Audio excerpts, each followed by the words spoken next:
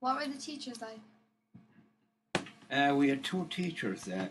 We had Mrs. O'Dowd and Mr. O'Dowd. Mrs. O'Dowd was a lady. Now, the hubby, I couldn't say he was a gentleman. What were your best memories of school? My best memories of school were few, but I liked the idea of going to meet all my friends. That's about it. Who was your best friend in school? My best friend was Joe Keogh, and Paddy Fury was another good friend of mine. He was a few classes ahead of me, and when he was leaving, he came and said goodbye to me, and I missed him a lot. What games did you play in school? Well, the teachers had no interest in teaching us any games, so we had to play among ourselves in the playground.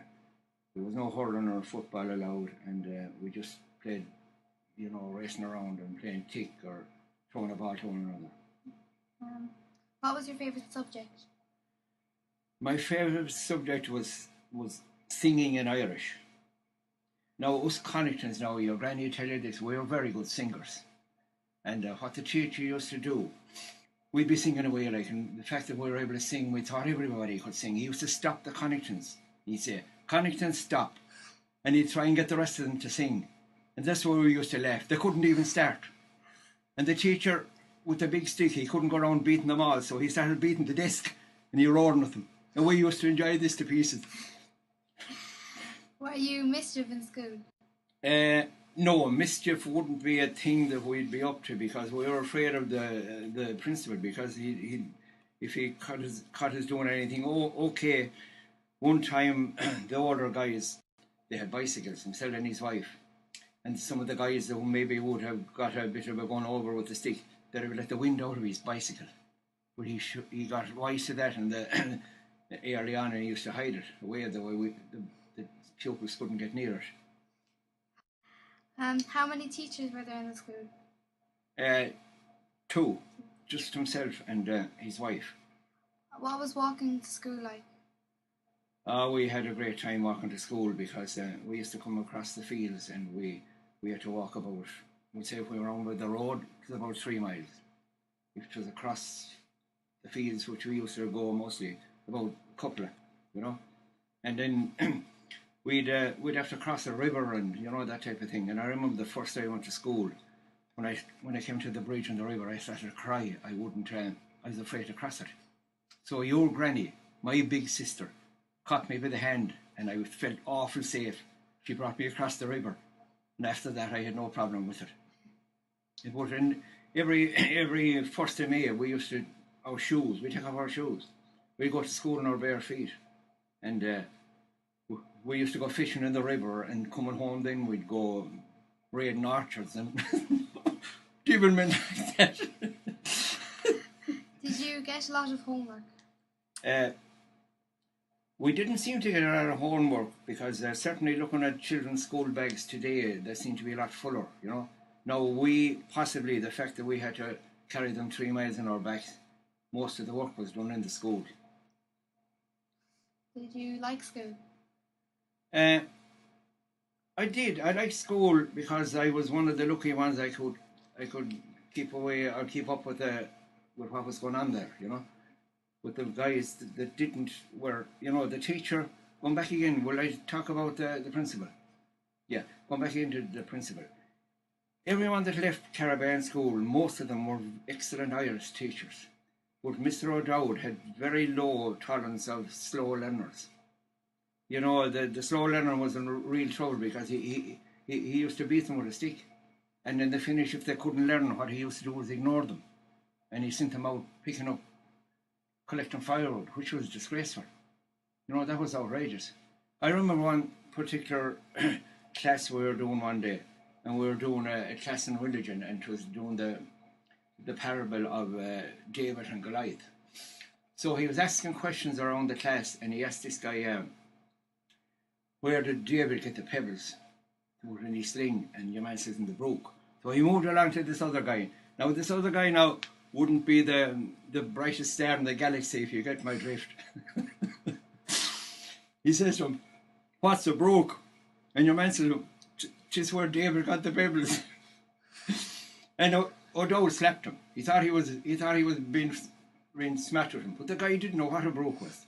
And he stayed beating him for about 10 minutes, and you got to a stage where the guy, you know, when you get beaten that way, anything you have in your head has gone out of it. So he says O'Dowd says to him, stand up. So your man stood up. He says, you defy my authority. I do, sir, says the lad. That was the level of what he was capable of doing with the slow learner. No, I was, you know, when you'd be knocking around, when you left school in later years, you'd have been talking about what happened. But I happened to meet one of these slow learners one time. He was talking about what the experience. Well, he said, you know something, he said, a couple of years ago, he said, I had a very funny dream. Well, to the dreams, he says, I wish I didn't wake up from. He says, I dreamt that the phone rang. And I picked up the phone, and this guy says into the phone to me, oh, he says, it's awful warm down here. And he says, can you help me? And he says, who are you? Oh, I am Jimmy O'Dowd. He says, I used to teach down in Carrabane. And where are you? I'm down here in hell. Well, that's the place for you. So you man, what's wrong with you? Well, he says, they made me fire chief down here. He says, but we have no union. He says, the lad chasing me. He says, we're an iron barn. I'm afraid he's going to do something that I mightn't like. Well, I'll tell you what you're doing now. He says, get that big stick, he says, that you used to beat the living daylights out of me down in Carrabane and chase your man around the wherever you are. He says, that might help you. And I slammed down the phone, he says. And what I did, he says, didn't I hit a belt in the locker beside me? And I woke up. And I said, oh Jesus, why did I wake up? I had such a lovely dream.